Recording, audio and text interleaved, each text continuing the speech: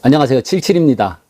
이 시간은 영상 앞서서 지난 영상 그 노후 주택의 아파트 배관 교체 그 썸네일에는 배관의 녹물이라고 이렇게 나와 있는 영상 중에 제가 이런 내용이 있어요.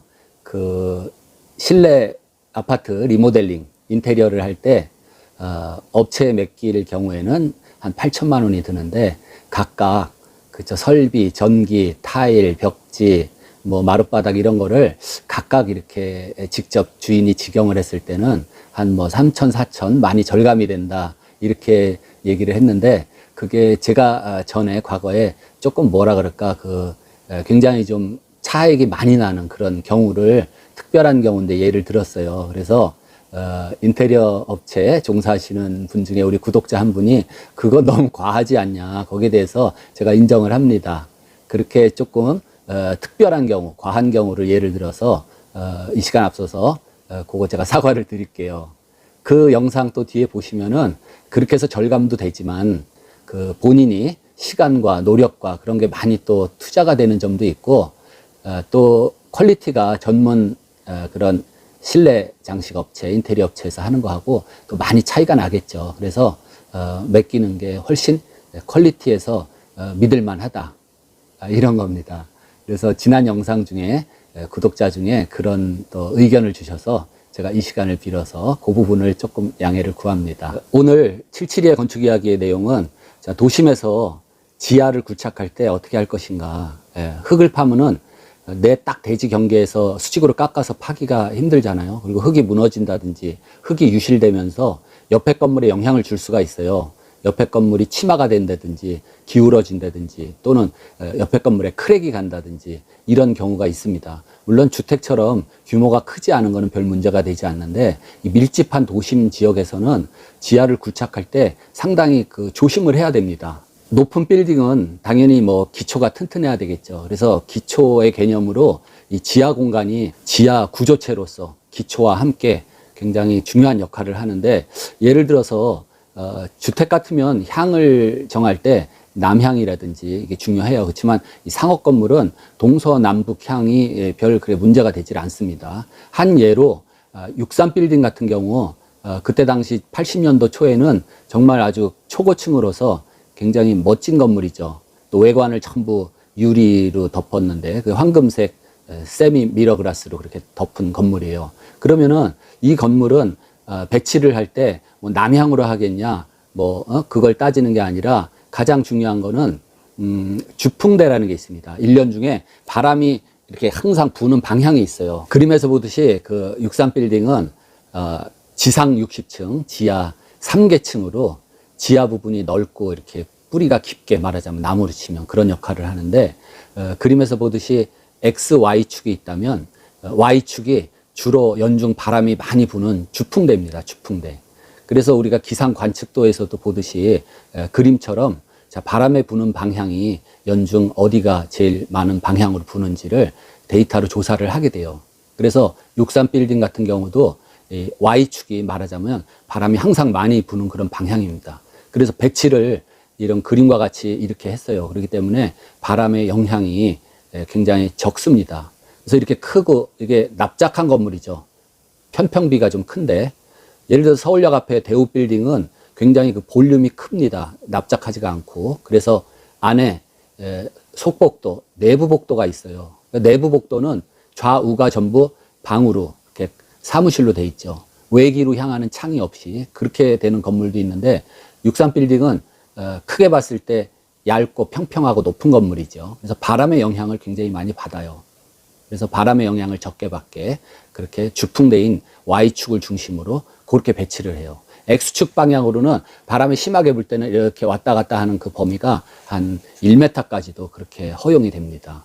그렇다고 뭐 이렇게 왔다 갔다 진동하는 게 아니라 못 느낄 정도로 왔다 갔다 하는데 그 폭이 한 위쪽에서 보면 한 1m 정도까지도 움직일 수 있게 그렇게 해놨어요. 그러면 63 빌딩도 밑에 3계층의 그 지하층이 굉장히 볼륨이 큰데 그때 당시에는 주변에 뭐 건물이 없으니까 터파기에 그렇게 신경을 많이 안 써도 되는데 예를 들어서 도심의 밀집한 지역에 터파기 할 때는 굉장히 그 조심을 해서 특수한 공법으로 터파기를 하게 됩니다. 여기서 질문입니다. 그러면 도심 밀집 지역에서 지하 터파기 할 때 그 시공 방법이라든지 구조법, 그런 건 어떤 것이 있나요? 이런 질문이 나올 수가 있는데, 그 대표적인 게 CIP 공법이라고 있습니다. Cast in Place 파일이라고 CIP 공법. 우리말로 하면 주열식 흙막이 공법. 주열이라는 게 뭡니까? 이렇게 기둥을 쭉 이렇게 붙여 세운 거. 예, 이렇게 이 손가락 하나가 기둥이라면 기둥을 이렇게 쭉 붙여 세운 그런 흙막이 공법이라고 할 수 있습니다. 그래서 그 시공 방법은 먼저 이제 맨 땅에서 구멍을 뚫습니다. 구멍은 오거라고 하는, 그림에서 보이는 오거라고 하는 이렇게 나선형 그런 드릴링을 해서 구멍을 파게 돼요. 근데 구멍 파기 전에 정확한 위치를 측량해서 그 가이드레일을 따라서 그 구멍을 이제 파게 됩니다. 그러면 구멍을 판 다음에는 그 오거라는 그 나선형 드릴, 그거를 빼내면서 거기에 이제 흙이 무너졌나 안 무너졌나 그걸 체크하고 미리 만들어 놓은 그 원통형 그 철근을 거기다 크레인으로 들어서 집어넣게 됩니다. 그 다음에는 거기에 자갈이라든지 그걸 다 집어넣고, 자갈 집어넣을 때 같이 그 그라우팅, 그러니까 몰타를 주입할 수 있는 그 호스를 같이 밑에서 넣고 철근이 배치되고 자갈이 채워지면은 그 그라우팅 호스로부터 압력으로 몰탈 또는 시멘트 페이스트, 시멘트 죽이죠. 그거를 쏘면서 점점 그 그라우팅 호스를 빼내서 철근, 자갈, 거기다가 세멘트 페이스트나 몰타를 채우면은 콘크리트, 철근 콘크리트 기둥이 되게 돼요. 그러면 그 기둥이 하나 생기고 또 옆에 붙여서 계속 그거를 반복해 나갑니다. 다 하고 나면 거기다가 이제 캡 콘크리트를 또 씌워주게 되는데, 사진에서 보듯이 저런 모습으로 이제 굴착을 하고 나면은 열주 콘크리트 그 파일 기둥으로 쭉 된 그 벽이 생기는 거죠.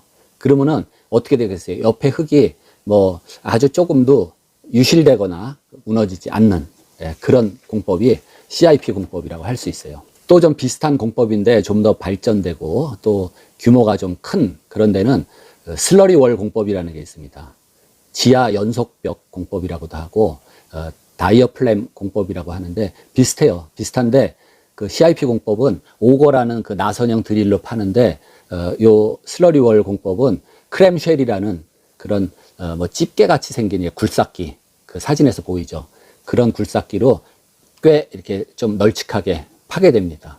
방법은 똑같아요. 그래서 파면서 다 파내면은 거기에 미리 조립했던 철근 망을 집어넣고 마찬가지로 이제 콘크리트처럼 치는데, 요거 다른 점, 물론 CIP에서도 그 벤토나이트 액을, 안정액을 쓰기도 하지만은 이 안정액이라는 거를 채우게 됩니다. 이제 사진에서 보듯이 크램쉘로 굴삭을 했죠. 근데 굴삭을 깊이 하다 보면은 흙이 무너질 수도 있고 또 지하 수가 이렇게 솟아 나올 수도 있습니다. 그럼 그걸 막아야 되는데, 그걸 막는 방법 중에 하나가 안정액이라는 거를 거기다 채워주게 돼요. 근데 그 별게 아니라 물입니다. 물 1리터는 1kg인데 그 물에다가 말하자면 미세한 진흙가루를 막 섞었어요. 진흙가루를 이만큼을 섞었어요. 그럼 물이 1kg가 아니라 1.2kg나 1.5kg가 될 수도 있어요.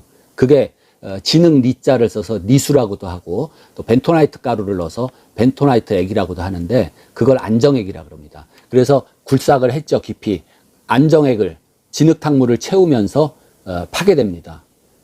그걸 판 다음에 거기다가 철근망을 집어넣죠. 그래서 이 니수, 진흙탕물이 비중이 크기 때문에 지하수가 막 터져 나온다든지 흙이 무너지는 거를 상당히 막을 수가 있어요.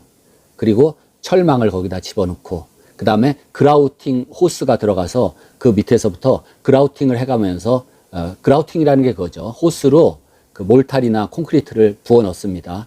그러면서 콘크리트가 밑에서부터 채워지면서 니수라는 거, 안정액은 또 거름망을 통해서 토사 같은 거, 자갈 같은 게 섞여서 딸려 나오니까 거름망을 통해서 그 흙탕물은 다시 회수를 하게 돼요. 벤토나이트 액을, 안정액을 회수를 하게 됩니다. 그러면 점점 밑에서부터 콘크리트가 채워지고 니수는 이렇게 회수가 돼서 빠져나오고, 그래서 그 벽을 또 연속적으로 이렇게 공사를 하는 게 슬러리 월 공법이라 그래요. 예. 두 가지가 뭐 거의 뭐 좀 비슷한데, 흙이 무너지지 않게 니수라는 걸 채우는 거, 벤토나이트 액을 채우는 거, 예, 그게 좀 다릅니다. 도심 밀집 지역에서는 그 지하 파는 게 굉장히 중요해요. 그래서 사전에 지하 수위도 조사하고 또 집안에 땅이 뭘로 구성되어 있나, 안반인지 자갈인지 뭐 진흙인지 그런 것도 파악을 하고, 그 다음에 또 지금 설명드린 그런 흙막이 공법, 그것도 중요하고. 그래서 이 시간은 그 뭐 우리가 작은 주택 같은 거 질 때는 뭐 CIP 공법 이런 거를 잘 쓰진 않지만은, 지하를 이렇게 좀 많이 파고 깊게 파고 넓게 파려면은 안전하게 하기 위해서는 그런 CIP 공법이라든지 슬러리월 공법 같은 거를 사용하게 된다. 뭐 빌딩에서 좀 큰 건물에서 많이 쓰긴 하는데, 오늘은 이 지하 굴착 시 흙막이 벽에 대한 얘기를 했습니다. 다음 시간에 더 좋은 내용으로 뵙겠습니다. 77이었습니다.